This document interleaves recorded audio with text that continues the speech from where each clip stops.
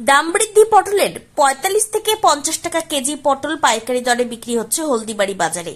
তবে পটলের দাম আরো বৃদ্ধি পাবে বলে জানালেন চাষিরা, কেননা অকাল বর্ষণের কারণে অনেক চাষিদেরও মেঠো পটল নষ্ট হয়ে গেছে। তবে জাংলার পটল যারা চাষ করেছেন তারাই একমাত্র ভালো দাম পাচ্ছেন বাজারে। সেরকমটাই জানালো কৃষ্ণ সরকার নামে এক জাংলার পটল চাষী। কৃষ্ণবাবু বলেন, বর্তমানে ৪৫ থেকে ৫০ টাকা কেজি দরে পাইকারি পটল বিক্রি হচ্ছে হলদিবাড়ি বাজারে। তবে দাম আরো বৃদ্ধি পাবে, কারণ বৃষ্টির কারণে অনেক চাষিদেরই পটল নষ্ট হয়ে গেছে। তবে এবছর শুরু হতেই পটলের যথেষ্ট চাহিদা এবং ভালো দাম পেয়ে পটল চাষিরাই লাভবান হবে বলে অভিমত প্রকাশ করলেন। দাদা, কি নিয়ে গেছিলেন বাজারে? পটল। কোথায় নিয়ে গেছিলেন? কোন হলদিবাড়ি বাজারে। বললাম, এই মুহূর্তে পটলের কি দাম রয়েছে? পটলের দাম ৪৫ থেকে ৫০ টাকা। বলছিলাম, এখন তো বর্ষা, জমিতে জল লেগে গেছে প্রায়, তো কেমন রয়েছে আপনার জমি?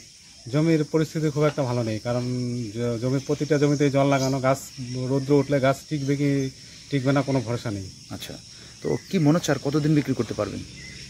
আরও এই পরিস্থিতিতে আরও ১৫-২০ দিন বিক্রি করতে হবে। যদি গাছ ঠিকঠাক থাকে তাহলে আরও ৩-৪ মাস বিক্রি করা যাবে। ৩-৪ মাস বিক্রি। এটা কি মাটিতে করেছে না জাংলায়? না, জাংলার ফসল। জাংলার পটল। বলছিলাম, এটা কবে থেকে শুরু করেছেন বিক্রি? এটা চৈত্র মাস থেকে। আচ্ছা স্যার, যদি আবহাওয়া ভালো থাকে কি মাস পর্যন্ত বিক্রি করতে পারবেন? এটা একদম আশ্বিন কার্তিক মাস অবধি চলবে। আশ্বিন কার্তিক মাস অবধি চলবে। বলছেন, কি দাম কি আরো বাড়বে বলে মনে হচ্ছে? সম্ভাবনা খুব। দাম বাড়ার সম্ভাবনা খুবই আছে, কারণ পটলের পরিস্থিতি খুব একটা ভালো নেই, ফল নেই, নতুন করে কোনো ফলই টিকছে না।